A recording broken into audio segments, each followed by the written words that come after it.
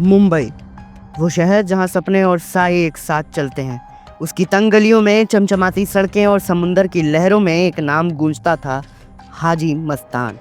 एक ऐसा शख्स जो कूली की मजदूरी से उठा और मुंबई के अंडरवर्ल्ड का बेताज बादशाह बन गया। ना उसने कभी बंदूक उठाई, ना खून बहाया, फिर भी उसका रुतबा ऐसा कि बड़े बड़े गैंगस्टर उसके सामने सिर झुकाते थे। दाऊद इब्राहिम, करीम लाला, वरदराजन सब उसके इशारों पर नाचते थे। वो मस्तान जिसने तस्करी को कला बनाया, बॉलीवुड को चमक दी और राजनीति के गलियारों में अपनी धमक छोड़ी। तैयार हो जाइए एक ऐसे दास्तां के लिए जो मुंबई की रूह में बसी है, हाजी मस्तान की अनकही कहानी।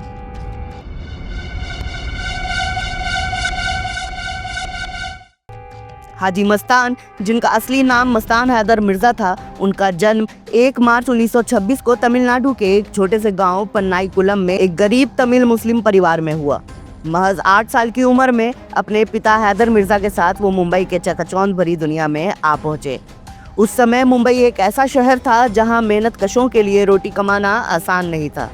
मस्तान के पिता ने क्रॉफर्ड मार्केट के पास साइकिल रिपेयर की एक छोटी सी दुकान खोली, लेकिन परिवार का गुजारा मुश्किल था। मस्तान ने बचपन में ही ठान लिया कि वो इस शहर की गरीबी को पीछे छोड़कर इसकी चमक दमक का मालिक बनेगा।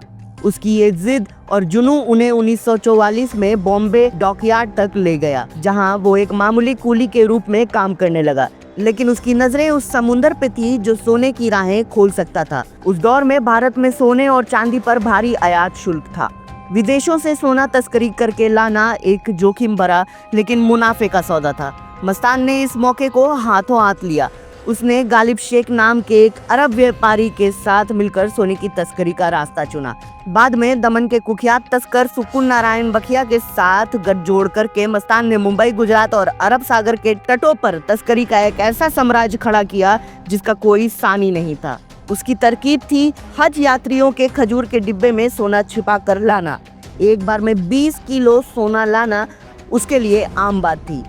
उसकी चतुराई और बेदाग रणनीति ने उसे रातों रात मुंबई का सबसे अमीर और ताकतवर तस्कर बना दिया। हाजी मस्तान की बादशाहत सिर्फ तस्करी तक सीमित नहीं थी। उनकी पहुंच बॉलीवुड के सितारों और राजनीति के दिग्गजों तक थी।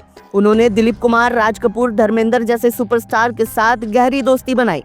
मस्तान ने कई फिल्मों का वित्त पोषण किया और बॉलीवुड को एक नया ग्लैमर दिया। उनकी जिंदगी किसी फिल्म कहानी से कम नहीं थी। सफेद सूट, सफेद मर्सिडीज कार, सोने की घड़ियां और चमचमाते जूते, उसका स्टाइल और रुतबा उसे मुंबई का स्टाइल आइकन बनाता था। मस्तान ने कभी अपना गैंग को सीधे तौर पर नहीं चलाया। वह अपने सहयोगियों पठान गैंग के करीम लाला और तमिल गैंग के वरदराजन के जरिए अपना साम्राज्य संभालता था।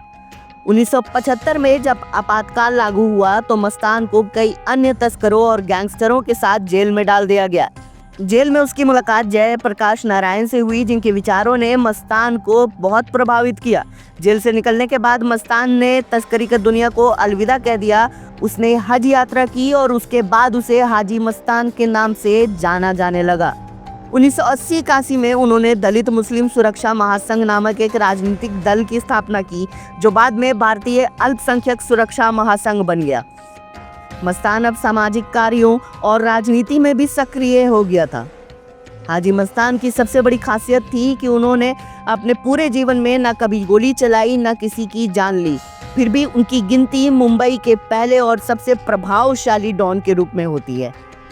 उसका रुतबा ऐसा कि उसके एक इशारे पर मुंबई की सड़कें थम जाती थीं।